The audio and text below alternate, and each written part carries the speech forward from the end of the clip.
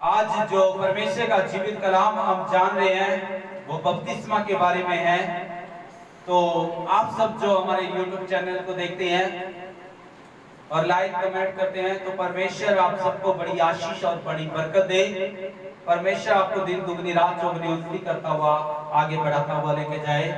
Hallelujah. परमेश्वर का अनुग्रह आपके ऊपर यूं ही बना रहे। परमेश्वर के अनुग्रह में आप आगे बढ़ते हुए चले जाए। हालेलुया।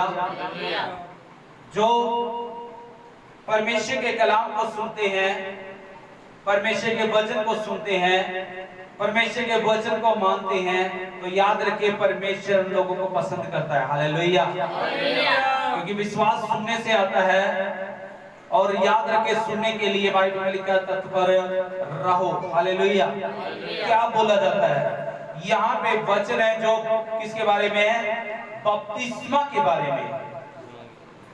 बपतिस्मा के बारे में अगर कोई भी भाई या बहन बपतिस्मा लेना चाहता है तो याद रखिए, अगर वो भाई यीशु मसीह पर, यीशु मसीह के क्रूस पर अगर वो विश्वास करता है और अपने विश्वास करके कि वो विश्वास करके मानता है कि यीशु मसीह मेरे पापों के लिए मारा गया, गाड़ा गया और तीसरे दिन मुर्दों में से जी उठा, अगर ये विश्वास करता है तो वो आदमी क्या कर सकता है? बपतिस्मा ले सकता है। हालेलुया। और पहले दूसरी बात, वो मन से क्या करता है? विश्वास करता है, अपने पापों से पछतावा करता है, तो वो आदमी क्या कर सकता है? बपतिस्मा ले सकता है। हालेलुया। बपतिस्मा क्या है? बपतिस्मा संसार के लिए अपने आप को क्या करना है? दफन कर देना, खत्म कर देना। हालेलुया। कि अब मैं संसार का नहीं हूं बल्कि मैं जो कुछ भी हूं परमेश्वर का हूं। हालेलुया। पौलुस कहता मैं जीऊं या मरूं बल्कि परमेश्वर के नाम को महिमा मिले। हालेलुया। जीऊंगा तो भी भक्ति करूंगा, मरने के लिए भी मैं परमेश्वर के लिए क्या हूं? तैयार हूं। हालेलुया। तो याद रखे, और बपतिस्मा कौन ले सकता है? अगर वो आदमी, वो भाई समझने के योग्य है, अगर वो यीशु की मृत्यु को समझता है, यीशु के बारे में अच्छी रीति से जानता है, अगर वो परिवार का है, तो वो अगर वो 12 साल से ऊपर है तो वो 18 साल के आसपास है, 18 साल से ऊपर का है, तो वो बपतिस्मा ले सकता है। हालेलुया। हालेलुया। अगर उसको समझ है, बुद्धि है, तो उसे 18 साल के बाद वो बपतिस्मा भी ले सकता है। हालेलुया। हालेलुया। बपतिस्मा के बारे में जो हम जानते हैं, परमेश्वर का वचन जो कलाम बोलता है, मत्ती रचित सुसमाचार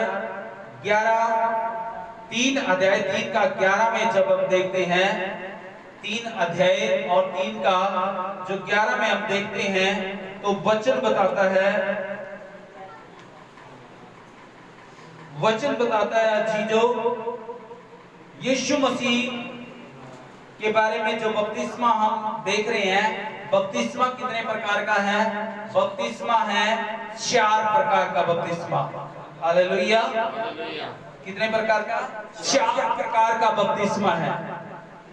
अगर आप बपतिस्मा लेना चाहते हैं तो ये बपतिस्मा आपको लेना बहुत जरूरी है। हालेलुया। हालेलुया। बपतिस्मा 4 प्रकार का लिखा है मत्ती 3 का 11 में। यहाँ पे यूहन्ना बताता है, मैं तो तुम्हें पानी से बपतिस्मा देता हूं। यहाँ पे ये यूहन्ना कौन है? यीशु मसीह से जो पहले भेजा गया परमेश्वर का भगत है, भक्ति करने वाला सेवक है। ये यूहन्ना कौन है? यीशु मसीह से पहले भेजा गया है, एक मार्ग तैयार करने वाला है, एक रास्ता तैयार करने वाला है कि जो मेरे बाद आने वाला है उस यीशु मसीह के लिए रास्ता तैयार करने वाला है। हालेलुया। हालेलुया। याद रखे, यूहन्ना बपतिस्मा देता था यीशु मसीह से पहले। ये यूना बपतिस्मा देता है। इस कलाम में लिखा हुआ है, यूना कहता है मैं तो तुम्हें मन फिराव का बपतिस्मा देता हूं। पहला क्या हो गया? मन फिराव का बपतिस्मा। परंतु जो मेरे बाद आने वाला है वो मुझसे शक्तिशाली है, मैं तो उसकी जूती उठाने के योग्य भी नहीं हूं। वह तो तुम्हें पवित्र आत्मा और आग से भी क्या देगा? बपतिस्मा देगा। हालेलुया। आग से भी बपतिस्मा देगा। यहाँ पे जो बात हो रही है, पहला बपतिस्मा जो है मन फिराव का क्या है? बपतिस्मा। किस प्रकार का? मन फिराव का पहला बपतिस्मा कौन सा है? मन फिराव का। इसलिए आज हर मनुष्य ने मन फिराना बहुत जरूरी है। अगर इस संसार में रहता है, अगर इस जगह पे रहता है, अगर चर्च में आ गया है, तो उसने मन फिराने की क्या है? जरूरत है। पहला बपतिस्मा क्या है? मन फिराने का। हालेलुया। और जो दूसरा है मसीह की देह का बपतिस्मा। हालेलुया। दूसरा क्या है? मसीह की देह का बपतिस्मा। पुरानी बातें जा चुकी है, अब तुम क्या हो? नई सृष्टि हो गए हो। हालेलुया। यीशु मसीह की देह को अपने अंदर पहनना। हालेलुया। जैसा यीशु मसीह है वैसा बनना, उसके जैसा जीना। हालेलुया। यीशु मसीह के समान बनना। हालेलुया। यीशु मसीह की देह को अपने अंदर लेना। हालेलुया। कि आप जो जीवित है यीशु के लिए जीवित है। हालेलुया। इसके लिए जीवित? यीशु के लिए जीवित है। हालेलुया। तीसरा जो बपतिस्मा की बात हम कर रहे हैं, तीसरा बपतिस्मा है पानी का बपतिस्मा। हालेलुया। अगर आप मन फिराने के लिए तैयार हैं, विश्वास करने के लिए तैयार हैं, अगर आप पश्चाताप करने के लिए तैयार हैं, अगर आपके लिए पानी तैयार है, तो आप बपतिस्मा ले सकते हो। हालेलुया। चौथा बपतिस्मा है पवित्र आत्मा का बपतिस्मा। हालेलुया।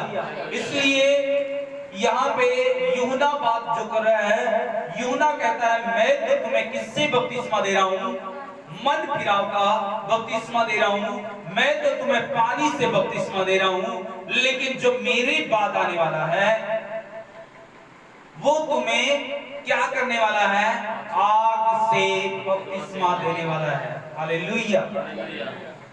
पढ़ेंगे प्रेरितों की किताब। यहाँ पे हम प्रेरितों की किताब में जब देखते हैं तो प्रेरितों की किताब में पौलुस जो है, पौलुस वहां पे यीशु के नाम का बपतिस्मा देता है। और पौलुस 19 अध्याय में बातें कर रहा है। वहां पे पौलुस 1 अध्याय से अगर 7 तक देखते हैं तो पौलुस बताता है कि पौलुस जब कुरिन्थुस में ऊपर जाकर के पूरे देश में जब प्रचार करता हुआ इफिसुस में वहां पे पहुंचता है, तो वहां पे कुछ लोग हैं, वहां पे जब आकर के पौलुस उनसे कहता है क्या तुमने बपतिस्मा लिया है? वो कहते हैं हाँ हमने यूहन्ना का बपतिस्मा लिया है। वहां पे उन्होंने किस चीज का बपतिस्मा लिया था? यूहन्ना का बपतिस्मा लिया था। याद रखें, यूहन्ना तो कौन सा बपतिस्मा देता था? मन फिराने का बपतिस्मा देता था। याद रखें, जब पौलुस ने यहाँ पे आकर के बपतिस्मा दिया, वहां पे 12 लोग थे, उनके सर पे हाथ रखे, उनके लिए प्रार्थना करी, तो उनके ऊपर वो आग का बपतिस्मा, वो पवित्र आत्मा का बपतिस्मा उनके ऊपर उतर गया।